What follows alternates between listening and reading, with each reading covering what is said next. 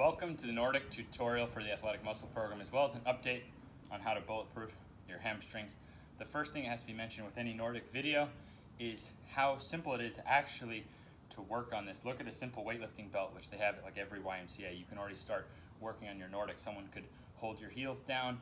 Myself and others have actually figured out a ton of different ways to work on a Nordic, and I'll put in the description a link to a video showing all of those ways, as well as a link to my equipment list, which includes the Rogue Nordic bench, and hopefully a lot more companies get making these, because this is actually a fraction of the price of a leg curl machine, which is cool, but it doesn't give you as much honest, measurable, free weight, body weight.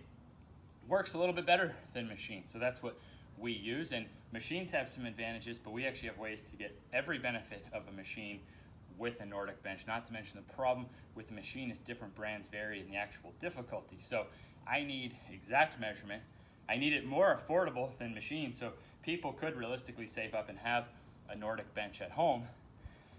Now let's look at the simple form tutorial, followed by an update on 4 pieces that can lead to bulletproof hamstrings if we add those up. So we're doing this only on Fridays, and we have our first warm-up set. For the first warm-up set, just get 6 reps with a 3 count. Feel that tension on the hamstrings. 1, 2, 3. Push back up. Get your 6 reps. That would be your warm-up. In dense, we only work eccentrics. We spend 12 weeks just gently working eccentrics at your level. Then we spend 12 weeks, which now, when it gets time for your 5 sets of 6 working sets, you could stick with the eccentrics, or you could work what we built on standards by gradually lowering the hips so we know exactly how close we are. And let's look at a measurable of this on a flat bench. This comes to us from Marty St. Louis with a full contraction of the glutes. At the time he did this, he was 35, leading the NHL in scoring out of 25 NHLers in the gym, the only one who could do this, but we've gotten hundreds to do this. So by the glutes contracting first, that means the abs lift off the bench. Now, if the shoulder stays higher than the hip the whole way up, then you did a Marty St. Louis Nordic on the way up. So watch glute contraction and finish.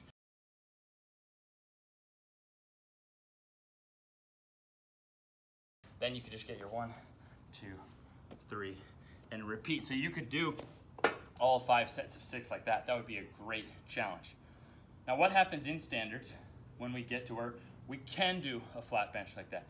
At that point is when we start working what you see on Sports Center, this levitating Nordic, the cheetah Nordic, and we're looking at a very specific measurable, which is, I'm just looking at the thigh, and does that thigh get below 45 degrees?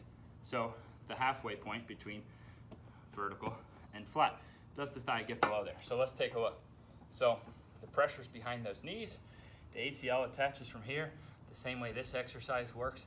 We don't have any studies on being able to come back up because most people can't do it. But if exercise science people gave some time to it and actually trained people to abilities, we'd have much better studies. So hips slightly unlocked, but it doesn't really matter because the pressure's here and I'm only looking at that thigh. So the thigh, does it get down? There's about 45. So does it get below 45?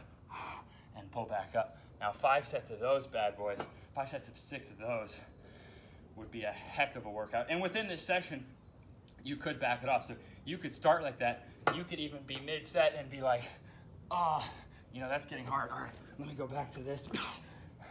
Even that, you could be, all right, screw it. 1, 2, 3, right? So you now have 3 really simple, measurable things. You got the levitating Nordic. So you have from the top down, or you have from the bottom up, which we do have a strict measurable there with the glute contraction, or do you just want to fight it down? So this is gold for knee bulletproofing. Either way, when we get to this advanced of a level, there becomes more options, becomes more personal. So those are your 3 options. That's your form tutorial for the Nordic on the athletic muscle program. Now, the Nordic would represent one of 4 keys to a bulletproof hamstring. This is because we have short range versus long range. So let's look at this position right here. In this position, there's really no load. This is easy, right?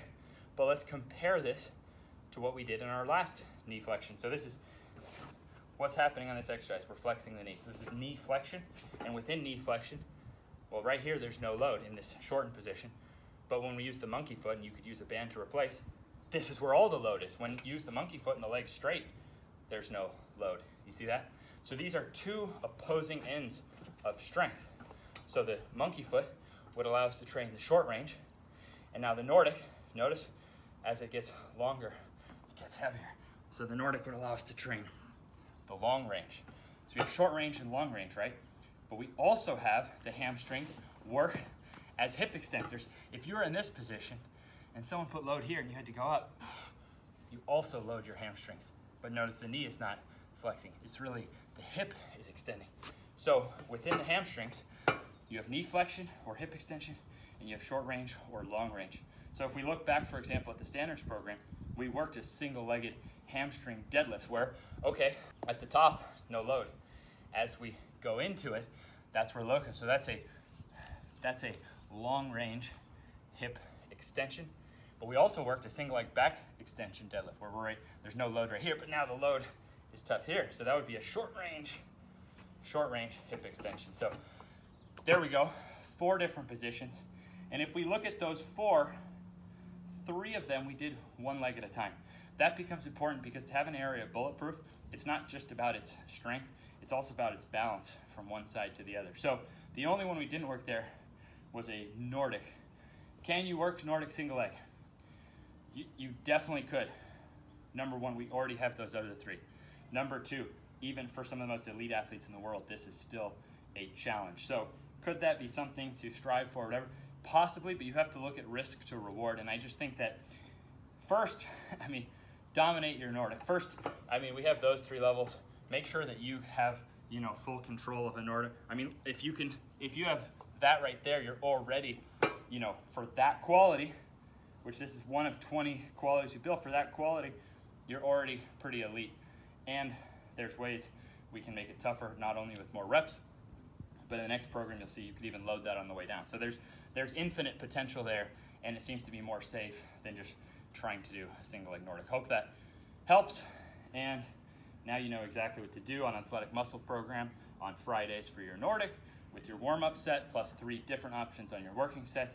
And now it's pretty clear by blending exercise science with what ATG has been working on. So exercise science, well known that the hamstrings work as knee flexors and hip extensors, but we do have 2 different zones of strength for those with short range and long range. And if 3 out of 4 of those are single leg, we're gonna get pretty damn balanced too.